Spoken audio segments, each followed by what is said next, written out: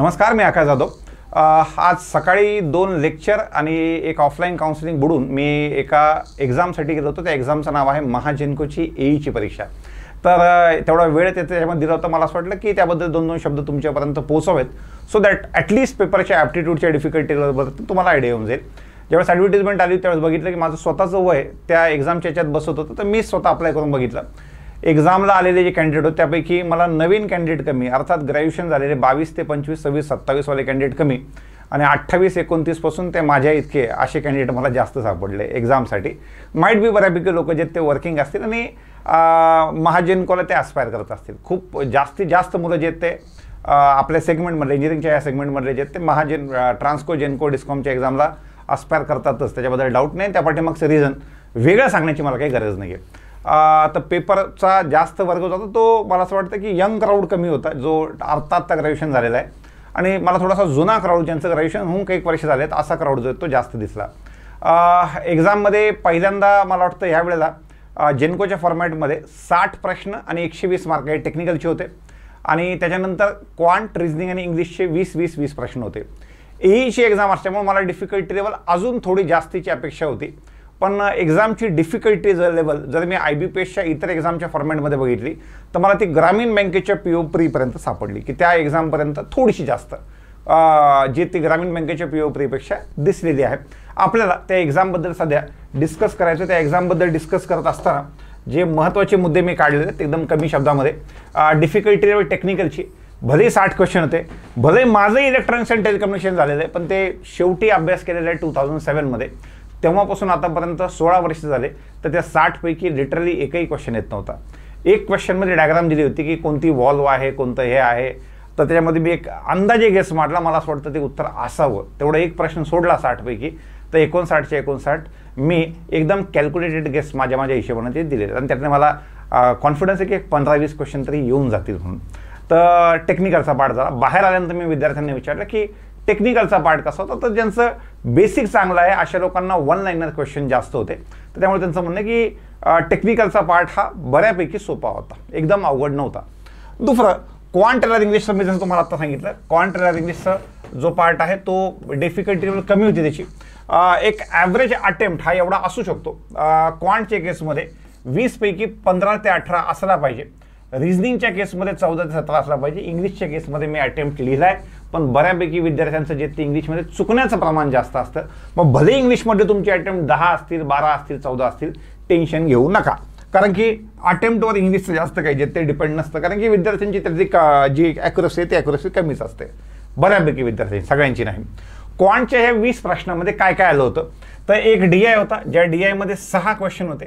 माझ्याकडे काय टेक्निकल मला सोडवायचं होतं, त्यामुळे मी मस्त आराम करत करत हे सगळे क्वेश्चन किती 5 होते का 6 होते मी कधीही ॲप्टिट्यूडच्या पेपरमध्ये बघत नाही, कारण की वेळ नसतो। पण आता त्या टेक्निकलचं काही येत नव्हतं त्यातल्या, त्यामुळे माझ्याकडे वेळ खूप होता, त्यामुळे मी मस्त एक ॲनालिसिस करत बसलो होतो। DIचे 6, ॲप्रॉक्सिमेशनचे 4 होते, त्याच्यानंतर नंबर सीरीजचे 3 होते, आणि बाकी सगळे क्वेश्चन जे आहेत ते अरिथमॅटिकचे क्वेश्चन होते 7, अरिथमॅटिकचे 7 होते।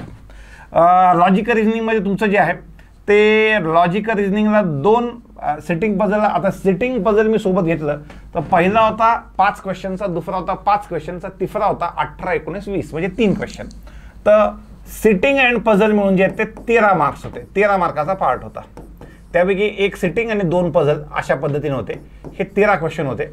बाकी इनइक्वॅलिटीचे 2 ते 3 क्वेश्चन असतील, त्याच्यानंतर सिलोवाले 1, 2 ते 3, तर सिलोवाले 3 क्वेश्चन, तर अशा पद्धतीने होते।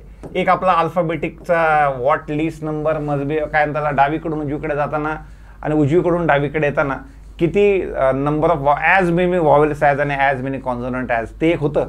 आणि अजून एक क्वेश्चन आपला एक मोठा नंबर दिला होता, सोड समथिंग काहीतरी, आणि त्यापैकी दुसरा, तिसरा, 5वा, 7वा आकडा अल्फाबेट काढला की त्याच्यापासून किती मिनिंगफुल वर्ड, अशा पद्धतीने 20 होता। इंग्लिशमध्ये शॉकिंगली आपला पॅसेज नव्हता, त्याच्यामध्ये आपले रेग्युलर तुमचे जे फिगर्स हे काय त्याला क्लोज टेस्ट होती त्याच्यामध्ये, आणि बाकी सगळा पार्ट तुमचा पॅराजंबलच होता। एकच क्वेश्चन होता, सिंगल क्वेश्चन वाला, वेगवेगळे पॅराजंबल जे ते दिलेले होते। डिफिकल्टी लेवल इंग्लिशची मला साधारण वाटली। क्वांट आणि रिझनिंगमध्ये रिझनिंगच्या साईडला स्पेशली एक पझलचा जो पार्ट होता त्याला थोडासा वेळ लागला असता। ज्या विद्यार्थ्यांनी टेक्निकलला हळूहळू सोडून 60च्या 60 क्वेश्चनला व्यवस्थित सोडवलेलं आहे, त्यांना टेक्निकलला वेळ थोडासा कमी पडला असेल. मग त्यांच्या केसमध्ये हे जे अटेम्प्ट आहेत, हे जे 15 ते 18 मी बोललो ते अटेम्प्ट ज्यांनी टेक्निकल खरंच खूप चांगल्या पद्धतीने सोडवलं, त्यांच्या केसमध्ये हे अटेम्प्ट 12 ते 15 पण जाऊ शकतात. हे अटेम्प्ट एखादं पझल नाही बसलं किंवा 2 पझल नाही बसले तर हा वाला पार्ट जो आहे तर हा सुद्धा 12 to 15 जाऊ शकतो आणि 12 to 15 जाऊ शकतो.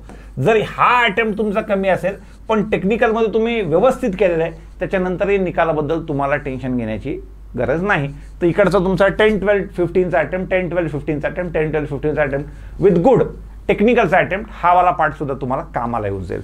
राहतो विषय एक्सपेक्टेड कट ऑफचा.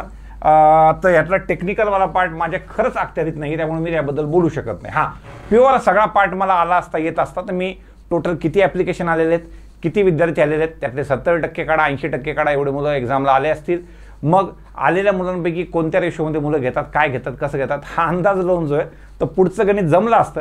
पण त्यातला एक विषय टेक्निकलचा कच्चा असल्यामुळं त्याच्याबद्दल मला असं वाटतं की माझं बोलणं योग्य नाही.